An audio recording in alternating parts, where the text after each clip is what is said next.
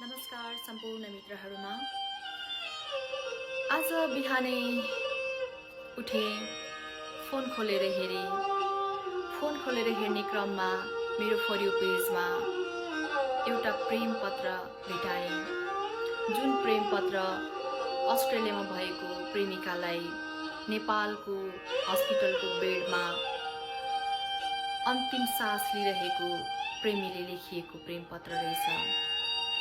जुन प्रेम पत्र पढिराख्दाखेरि मेरो आँखाबाट आँसु नै रोकिएन। म एकदम भावुक बन्न पुगे। आजको युगमा पनि यति निश्चल प्रेम, यति निस्वार्थ प्रेम, हस्पिटलको बेडमा अन्तिम सास लिइरहँदाखेरि पनि उसैलाई प्रेम गरिरहनु, सायद यसैलाई नै भनिन्छ निस्वार्थ माया, निश्चल माया। आजको युगमा देखेँ मैले यो प्रेम पत्र। उहाँको प्रेमिकाको नाम मैले लिन चाहिन। उहाँले लेख्नु भएको छ, प्रिय, यी अक्षरहरू मेरा जीवनका अन्तिम शब्द हुन सक्छ। म अहिले अस्पतालको सेतो सिरानीमा छातीभरि अक्सिजनका पाइप बोकी तिमीलाई सम्झिरहेछु। तिमीलाई लेख्न पाउनु मेरो लागि अन्तिम सौभाग्य हो। आज 7 वर्षको हाम्रो प्रेमलाई समेटेर एक गहिरो सास लिँदैछु। त्यो पहिलो भेट, त्यो चिसो साँझको चौतारी जहाँ हामीले हात समातेर जिन्दगीका सपना बुनेका थियौँ, सम्झिरहेछु। त्यो बेला हामीसँग पैसा थिएन, तर आश थियो, माया थियो, रहर थियो। बुवा आमाले दिनुभएको थोरै खर्चले पढ्न पुग्थ्यो, चिया गफ पुग्थ्यो, अनि त्यो साँझको एक प्लेट मोमो पनि कति मिठो लाग्थ्यो है। प्रिय, तिमी अस्ट्रेलिया पुग्यौ जीवनका रङ्गीन सपना बोकेर। म त्यही ती पुरानै गोरेटो र यादमा अड्किएर बाँचिरहेको थिएँ।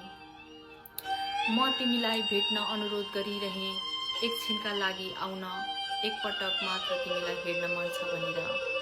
तर तिमी व्यस्त भयो, पैसा कमाउने दौडमा अल्झियो र तिमीले बिर्स्यौ त्यो सादा प्रेम, त्यो चौतारी, त्यो छाया जुन केवल म तिमीलाई दिन सक्थेँ। आज थाकिसकेको छु प्रिय। डाक्टरहरूले मलाई धेरै ढिला भयो भन्छन्। अब तिमी नेपाल फर्कदा म तिमीलाई देख्न सक्दिनँ होला। तिमी व्यस्त भयो, माया सुन्न नसक्ने ठाउँमा गुम्सियो। अहिले म यस्तो ठाउँमा छु जहाँ डाक्टरको हतारमा बोल्ने स्वरभन्दा मेरो सासको गिन्ती चलिरहेछ। सायद तिमी हाम्रो पुरानो गोरेटोमा जान्छौ, त्यो चौतारीमा बस्नेछौ जहाँ हामीले पहिलोपटक तिमी मलाई मनपर्छ भनेको थियौ। तिमी त्यो हावामा मेरो सुगन्ध खोज्नेछौ र मलाई महसुस गर्नेछौ, तर म त्यहाँ हुँदिन। मेरो शरीर मर्न लागे पनि मेरो माया तिमीभित्र बाँचिरहनेछ। बाँच्न पाएको भए हामी साथ हुन्थ्यौँ। लभ यू प्रिय भनेर उहाँले लेख्नु भएको छ। यो प्रेम पत्र पढेर नरुने सायदै मानिसहरू हुन सक्छ। यो फर यू पेजमा मैले पढिराख्दाखेरि साँच्चीकै आज पनि निश्चल माया, निश्चल प्रेम बाँचेको रहेछ जस्तो लाग्यो। उहाँलाई यसको लागि सेल्युट भन्न चाहन्छु, सेल्युट दिन चाहन्छु, किनभने यस्तो निस्वार्थ प्रेम पाउन एकदमै कठिन छ अहिलेको युगमा। मैले यो फर यू पेजमा पाएको प्रेम पत्र यो वास्तविक हो, काल्पनिक हो, त्यो त म जान्दिनँ, तर साँच्चै नै भावुक बनाउने थियो। त्यसैले म आज यहाँ वाचन गर्न गइरहेको थिएँ।